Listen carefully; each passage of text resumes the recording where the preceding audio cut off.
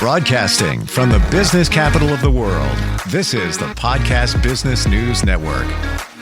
Hey, welcome back, everybody. So if you are responsible for a team, maybe you own a company, and you want to make sure that they're performing at the best that they can, there's a couple of different things that are very important to recognize. We're talking about inclusive leadership.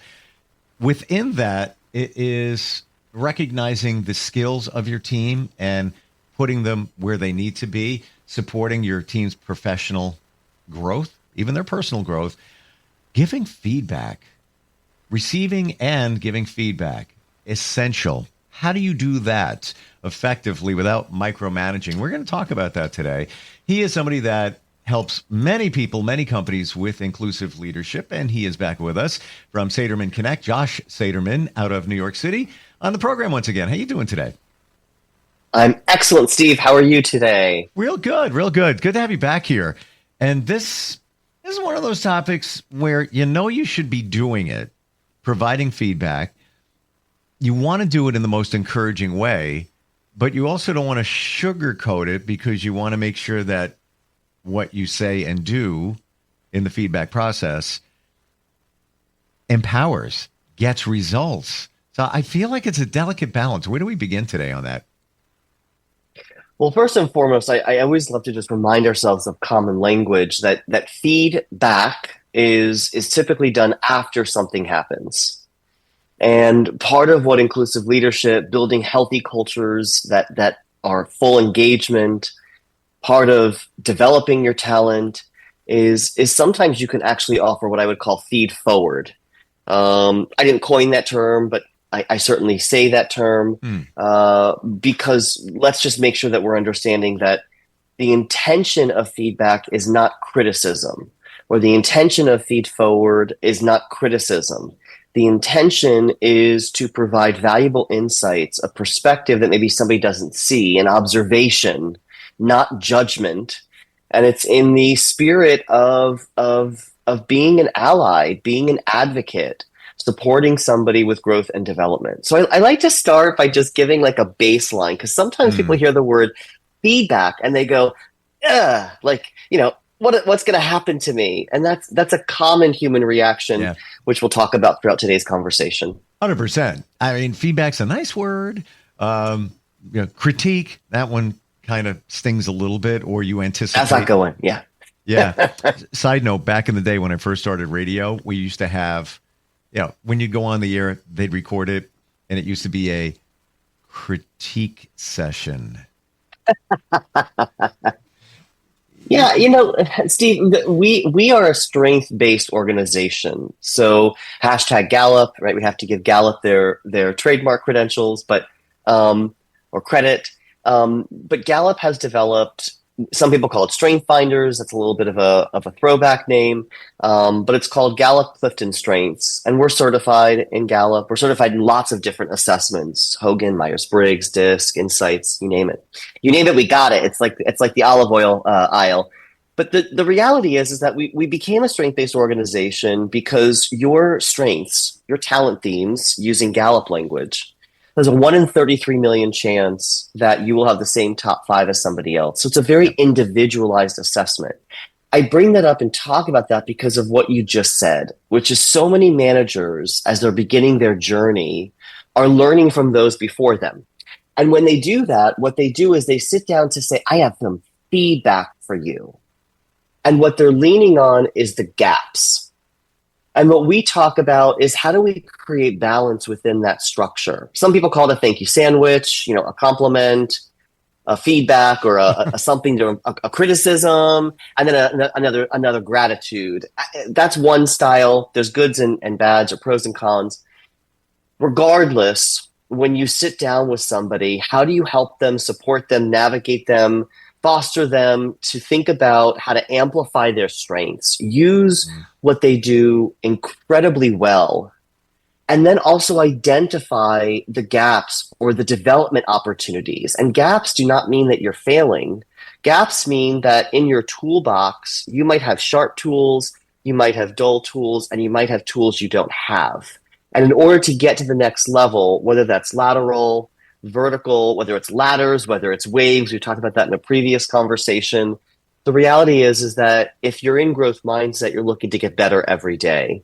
So for those managers out there who are trying to wrap their head around common language, whether we call it feedback, feed forward, the crux of feedback is how do you sit down with somebody and identify how to amplify their strengths and close the gaps that they want to invest in themselves to be able to close.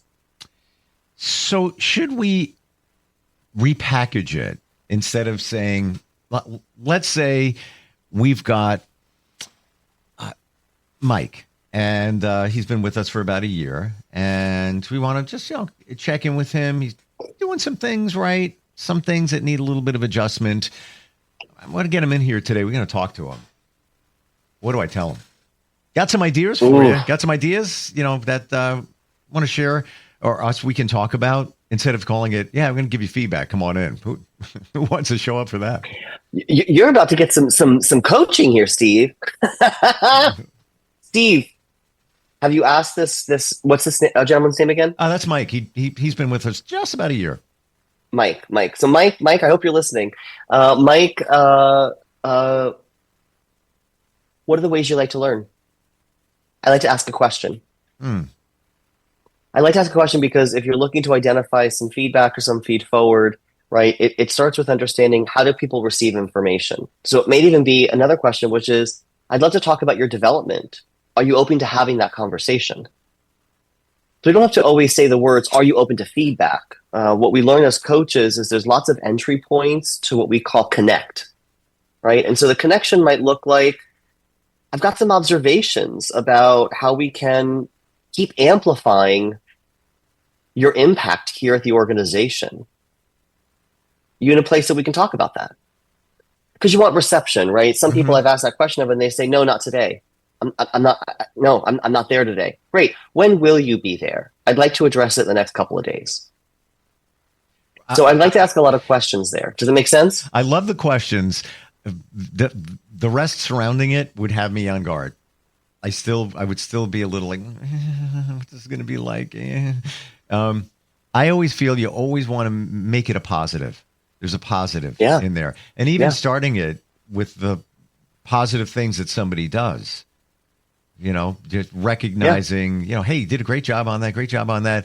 Just want to, throw something to you, get your thoughts on this. Essentially, you're giving them feedback. Well, listen, there is time. Let's not be sunshine and rainbows. There is time to say, I have some feedback for you, and it's really a learning opportunity. It's something that we need to work on together. So there is that level set of like, hey, there's some things here that are not working out so well, and let's talk about it. Yep. Right?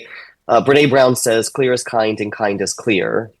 And I've said this before, one of the sayings I like that come out of AA and some of those programs is say what you mean what you say, don't say it mean.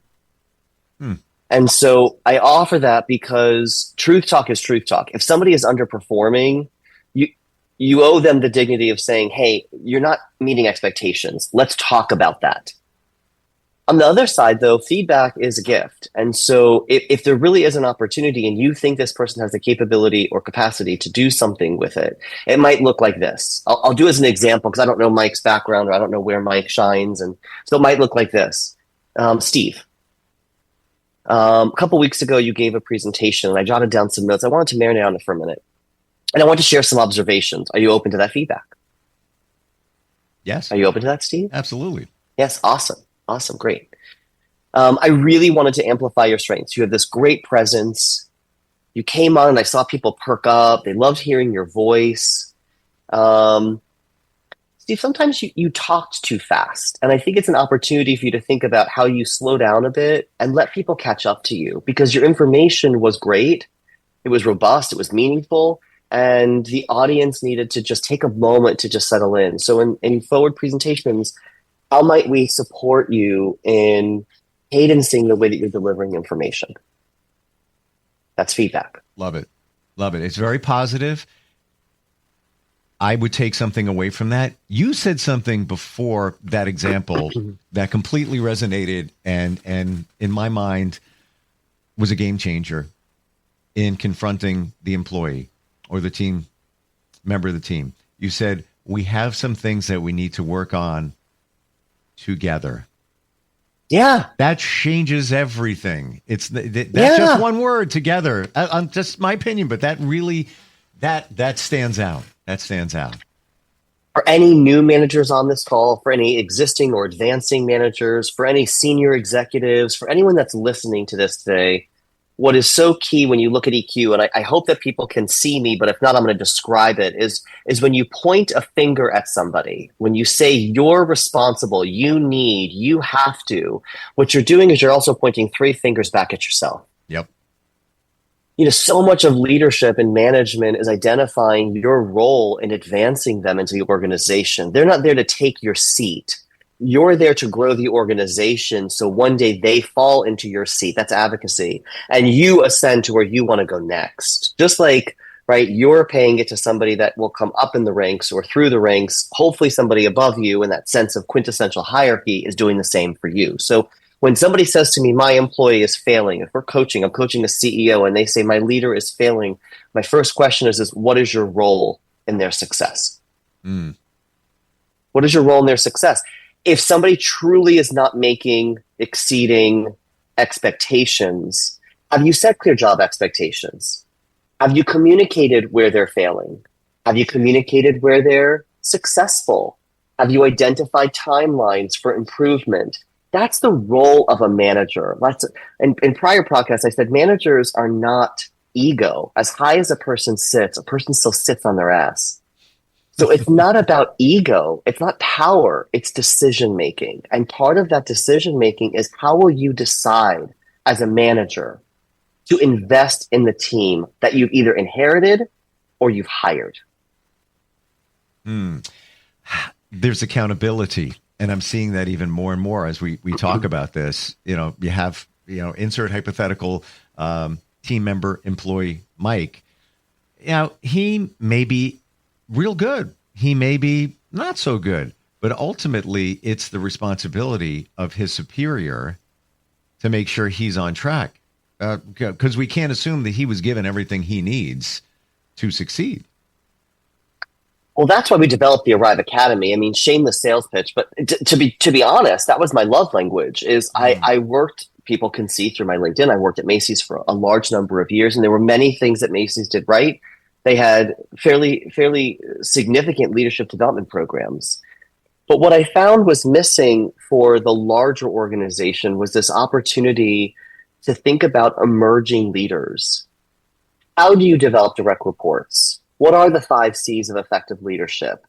What are the differences between telling, teaching, and coaching?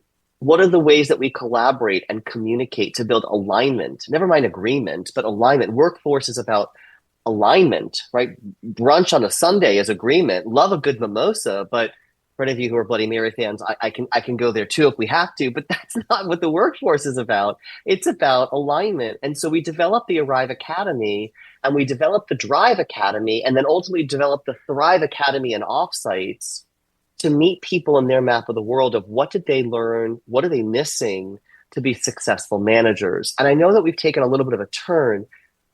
Feedback is everything. Feedback is everything for that emerging manager, both receiving it and being able to provide it, mirror it back. And so when we talk about feedback, we can't help but just go to the basics and say, where are you learning the power of your language? The way that you actually offer someone what I just did with you, Steve, is accountability, commitment, togetherness, insight, observations, right? So many people deliver feedback with judgment.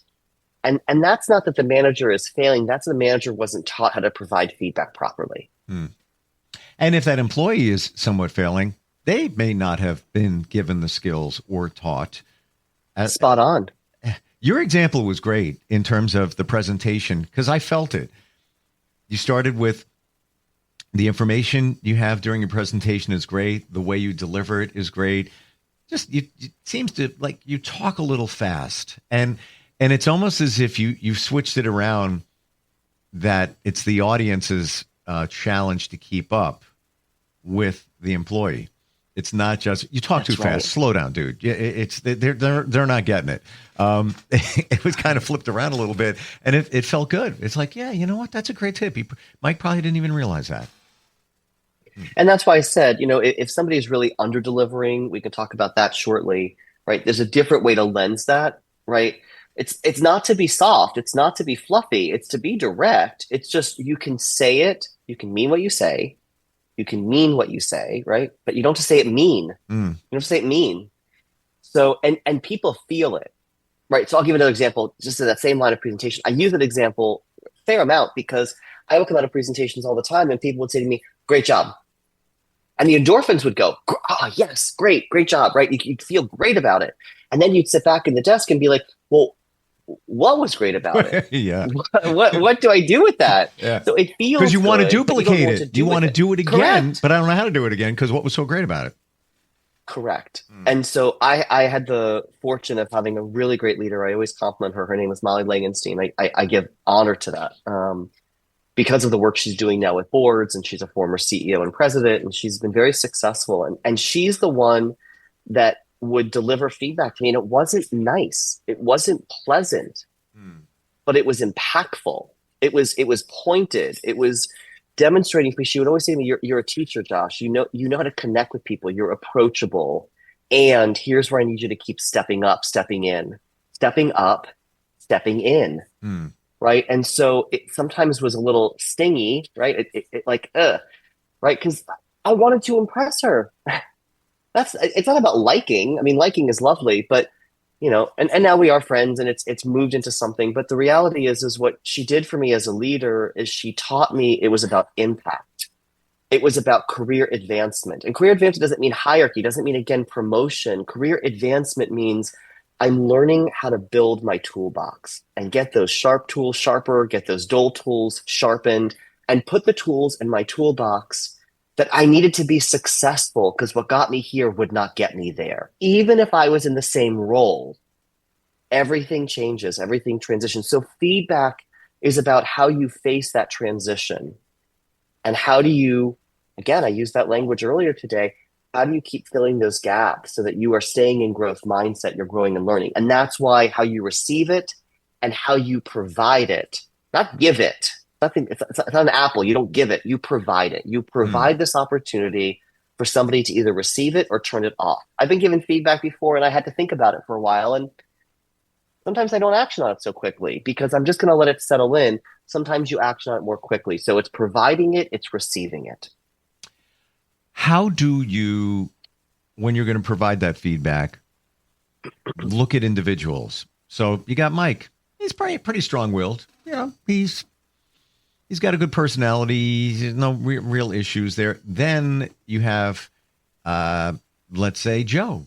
Joe is very sensitive. Yeah. The delivery seems to me has to be a little different. Would you agree? Do you have to read the person? Yeah, I mean, my mom always said it's a various form of know your audience. She would say you need to communicate with people the way they need to hear the information, not the way you want to deliver the information. So yeah, I think sometimes it may sting or it may be more emotional, and emotions, by the way, is human. So I don't want anyone on this call. And Steve, your question is spot on. It's a brilliant question, and it's brilliant because we are human. So those that say, "Oh, I'm not emotional," that's bullshit. You sit back and you think about it. And if you don't think about it, that means you have an ego, right? Because anyone that's living in EQ, emotional intelligence, humility, self-awareness, knows they have opportunity to keep growing, right? So, right? Not but, and if somebody is feeling a bit more emotive in that moment, right? It's sensitive, or they've been given that feedback before, that's where coaching comes in. That's where the coaching and the power of asking questions. Hey, I want to be here to support you. I want to deliver some feedback. It may sting a bit. Let's work on what works for you to close these gaps. So I always provide the opportunity for somebody else. That's the power of coaching, is you don't have the answers. They have the answers. The question is what is their learning style? How do they want to receive feedback? Sometimes it's better in a coffee shop. Sometimes it's better going for a walk. Sometimes it's better being in a conference room. Sometimes it's better on the phone. Sometimes better on a Zoom or a Teams, right? So communicate with people the way they want to receive the information, then ask the question, how do I support you? I think That's your role as a leader, right? the intention is everything, because you just said in a feedback situation, you lean back for a moment and process it instead of, That's right. walking through the hallway. Hey, Mike, yeah, come here. I want to talk to you for a second. Whoa, think about it. How are you going to present it? Just like you said in that example where he was praised for his information and delivery, except his delivery was a little too fast. And that there could be, that other employee, Joe, you got to change it all up. Like you said, we got to meet at Starbucks because, I can feel when Joe comes into my office, whoa, he's like very tense, but he's great at what he does, but we need to tweak him a little bit. So we need to go, more of a social setting. So I think it's, what I'm getting from you, the intention, thinking about it ahead of time before you react or provide that feedback. Yeah, I'll give a couple quick examples. And the most popular, well, one of the most popular things I hear from leaders, managers, both can be true, right? Is I have no time. I have no time. Well, again, that's bullshit. And sometimes I have to say to a CEO, as high as a person sits, they still sit on their ass. And I say it not to be demeaning or not to be difficult. We built a relationship to go there, but direct is direct, clear is kind is clear. If you don't have 30 minutes to sit with your person and support their growth and development, you shouldn't be a manager. And maybe that's provocative, but the reality is that that's your job. Your job is to grow and build a team. Your job is to make sure that team has all the resources they need to be successful, even in a moment where resources are limited, right? You got to be a MacGyver. You got to make that paperclip, that flashlight, and a match work for you. And that's your job as a leader, is to find ways to move forward. That's your job as a manager, is to invest in your team. So sometimes I do have to provide that direct feedback, and I have to say, and this is an example of tougher feedback, my expectation of you as a leader, as a manager, is that you are investing in your people. And I'm not seeing that. I'm not seeing that intention to carve out that time purposefully to provide feedback, to provide tough talk, radical candor, and to provide ways to amplify strengths, to get the most out of your people. How are you going to how are you going to prioritize your calendar to ensure that you are getting your job done, and part of your job getting done is investing in your people? Those two words you just used a moment ago, amplify strengths. Whoa. I mean, that just feels so empowering. When somebody takes the time to amplify somebody's strengths, it seems to me that's magic. Magic ensues. I mean, your job as a leader and as a manager is the 5 T's. Teach, train, tolerate, transfer, or terminate. And too many people forget that when you teach somebody something, you're imparting knowledge, you're imparting something. The train is 90 days, 30 days to change a behavior, but really 90 days to embed. And that's a variable. I mean, certainly sometimes it's 30, sometimes it's 180. It depends on the complexities. Sure. And people struggle in each of those 5 T's. How do I intentionally set out to train? Whether I do it or somebody else does it, right? Again, shameless plug. That's why we're here. Saterman Connect is here to be able to support training and development, not compliance, right, per se only, but also development, right? Teach it. Are you going to then tolerate behavior? Or tolerate gaps? Are you going to transfer them to something that amplifies their strengths? I've done that several times in my career where I'm like, this is not the right job for you because this is not allowing you to amplify your strengths. Are you open to another opportunity within the organization? And if the answer is yes, let's find that. I'm not going to pass along a problem to somebody else to manage. That's shitty leadership.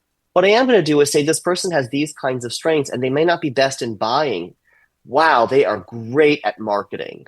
I think we should give them that shot in marketing because it's putting their technical and their critical skills in the right seat, right? Right butt, right seat within an organization. So I love the organizational development, organizational design work that we do. Right butt, right seat. And then the last 2 T's are you going to tolerate it or terminate? And if you're tolerating, what that means to me is as a leader, you're afraid of giving feedback. As a manager, you're not sure how to provide feedback. So if you're listening to this and you're living in that tolerate, let's talk about it. Let's figure out a way to get you comfortable. Don't use my language. Use your own language. Find your own model and make sure that your impact matches your intentions. You said that earlier today, Steve, your intentionality here. Yeah, I'm very intentional about my intentions should match my impact. And you as a manager or leader should be doing the same. Learned a lot today. Gotta be honest. And it's very delicate territory, I feel, when you're in the feedback area. There's so much at stake. There's emotion.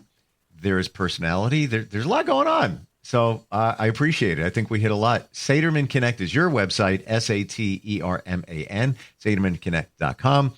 I have a somewhat unrelated question. Please. Your logo seems like it's an elephant. I'm trying to, and I just looked at it quick before. Tell me about it. Thank you for asking. My grandfather and I were very, very close. He grew up without much money. And in essence, when we were building the company, I wanted a piece of my grandfather with me. So much of what I've learned throughout my life has come from my grandfather. And he used to go around the world collecting elephants. And so the elephant to me is not only a symbol of my grandfather, it's a symbol of wisdom. It's a symbol of connection. Ubuntu is one of our values, which essentially means we are who we are because of those around us. For any of you basketball fans, you'll throw back to the Celtics in the early 2000s, right? When they won their championships, because that was their saying is Ubuntu. We are who we are because of those around us. And that's what the elephant holding that branch, my grandfather would say a stick has two sides, another variation on yin and yang, or that idea of balance. And so the elephant holding up this stick in honor of balance, in honor of perspective, in honor of we are who we are because of those around us. That's what the elephant means. I love you and what you do, and now even more. Thank you so much, Steve. In hearing that, and I don't overthink things, but I was looking for the connection to what you do with the elephant. There doesn't need to be a connection, but even what you said, there is a connection. And your grandfather, wise man. Wow. Absolutely. Thank you so much, Steve, for asking that question. I appreciate that. Super cool. Thank you for being here. We'll catch up next week. Thanks so much. Bye. Appreciate it. We'll be right back.